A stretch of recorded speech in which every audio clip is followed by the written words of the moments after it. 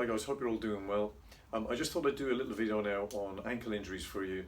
I work with a football team and I've had quite a few guys in with ankle injuries, but of course ankle injuries can happen to anyone at any time. A lot of people over their lifetime they get an ankle injury, and the thing about ankle injuries is they can contribute to other injuries further down the line. So I just want to talk about an eversion sprain. So basically what happens in an eversion sprain, somebody is either walking or running along and they may find something is on the ground. It might be a stone, it might be a path, and they go over on their ankle, and this is what happens here. Okay, so this is an eversion sprain. And what happens is they damage the three ligaments on the outside of their ankle, the lateral ligaments, and they can also damage these peroneal muscles on the outside. They can also damage the inside of their ankle as well, but commonly the way the foot is designed, this is the injury that occurs, and that is called an eversion sprain. Now, the reason why this is bad future-wise is that although the ankle may heal and you may think that it's okay and it's strong, what's actually happened very often is that the proprioceptors are damaged. The proprioceptors are little nerves inside the foot. They're all over your body, they're in your hands, they're everywhere, and they tell you where your body is in time and space. So if you go to pick up a cup, they can actually tell the distance and know exactly how to grab it. The same with your foot. When you place your foot in the ground, it's the proprioceptors that are working that tell you where you are.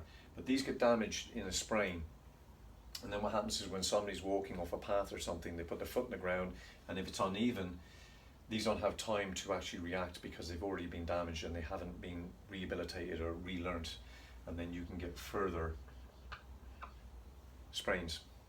It can cause further injuries.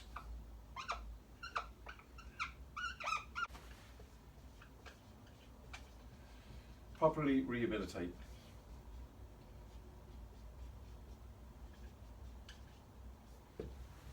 So I'm going to show you two exercises now in a sec that are really going to help you with that.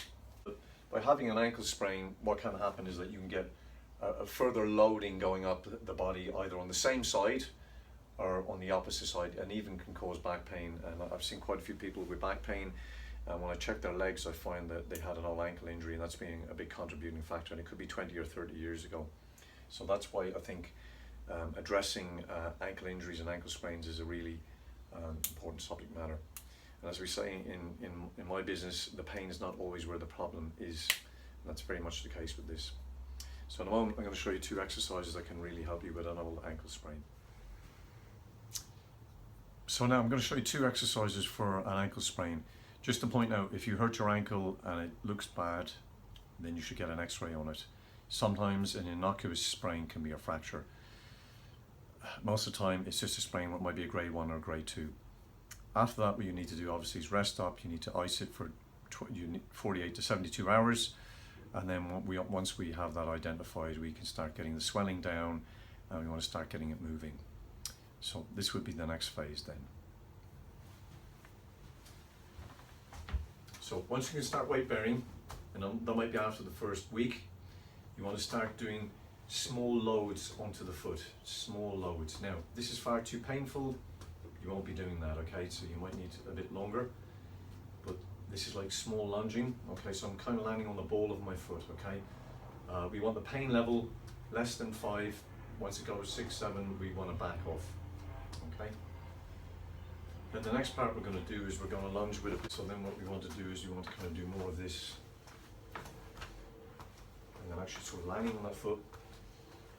How is the pain? How is the balance? And then you want to be able to stick.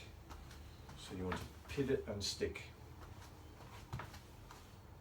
And then what we want to do is the same thing, loading to the side, loading to the side, and then loading to the side, and then increase the speed. And then the same thing again, turning away. Really good for people that do sports like soccer, because you want to be able to twist and turn, you want to make sure that ankle is able to do it. So that's kind of lunging with a load, with intent, and then you build up the speed.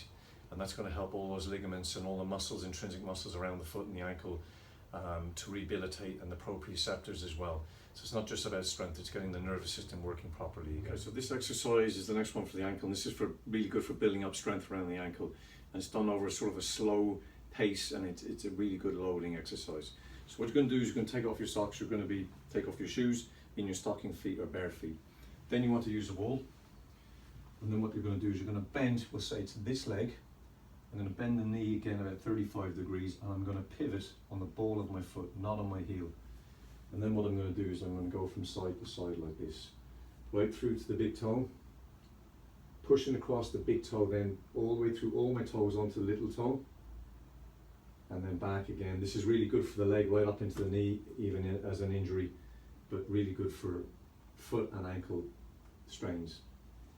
And you'll really feel all these muscles working right around the foot, right up into the ankle, calf, the soleus, Achilles. By the time you've done 10 of these, you're going to really feel it, but really good for getting this ankle strong and loading. So, they're the two exercises. The first one is for more nervous system, getting everything working, and this is a loading exercise. So really good. Don't neglect that ankle injury.